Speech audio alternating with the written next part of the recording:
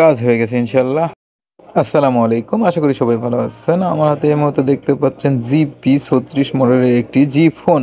ফোনটির memory card support নেয় না। তো এটা হালকা পাতলা মেপে দেখছি, ঘষে দেখছি এটা সাপোর্ট নেয় না। মেমোরি স্লট ঠিক আছে কিন্তু তারপরেও মেমোরি কার্ড সাপোর্ট নেয় না। তো আসেন ফোনটি এখন আমি খুলে নেব। ভিডিওটি তাড়াতাড়ি শেষ করার জন্য একটু টেনে দিচ্ছি।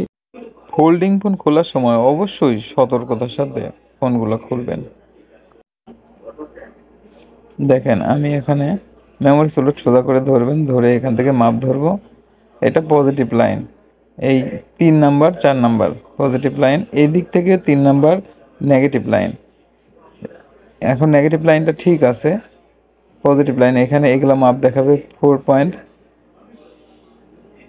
এটাও মাপ দেখাবে হচ্ছে 4 পয়েন্ট। আমি মাল্টিমিটারে দেখাতে পারতেছি না, মুখে বলতেছি, বিষয়টা হচ্ছে বুঝেন। একটা না হচ্ছে ভিডিও করছি তো, এটা হচ্ছে মাপ এখান থেকে দেখাচ্ছে না, হালকা মাপ দেখাচ্ছে। এটা হচ্ছে পজিটিভ লাইন, এই 3 4 দুইটাই হচ্ছে পজিটিভ লাইন।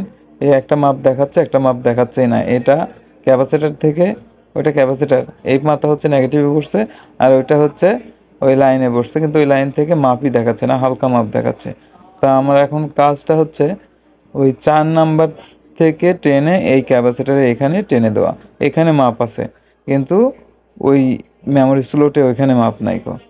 তাহলে এখন আমি ওয়ারিং তার নিয়ে দেখেন সুন্দর করে 4 নাম্বার এই যে লাগিয়ে দিলাম, দিয়ে এখান থেকে সুন্দর করে নিয়ে যে শুধু এই ক্যাপাসিটারের এই পজিটিভ সাইডে, ওই পাশে না এই পাশে, এই পজিটিভ সাইডে নিয়ে এসে আস্তে করে লাগিয়ে দেবো।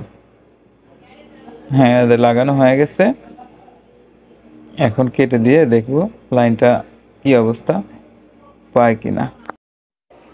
হ্যাঁ, আমার কাজ শেষ। এখন মেমোরি তুলে দেখব যে আসলে মেমোরি সাপোর্ট নেয় কিনা।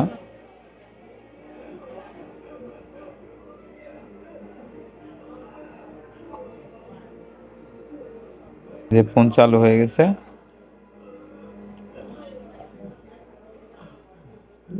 এই দেন আলহামদুলিল্লাহ কাজ হয়ে গেছে। এভাবে মাল্টিমিটার দিয়ে দেখে শুনে কাজ করবেন, অবশ্যই কাজ হবে ইনশাল্লাহ। এই দেখেন গান টান চলতেছে।